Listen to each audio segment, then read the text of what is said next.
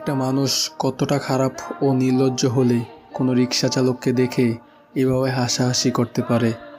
Even তারা এই ছেলেটিকে দেখে বলতাছে যে ভাইয়া কষ্ট হইতাছে অনেক, বইলা হাসাহাসিও করতেছে, আবার বলতাছে এত কষ্ট দিতেছি। ওনারা কষ্ট করতেই বের হয় রাস্তায়, কষ্ট করেই তাদের জীবিকা নির্বাহ করে, কিন্তু তারা যেই হাসাহাসি করতেছে তাকে শোনায় শোনায় এটা মোটেও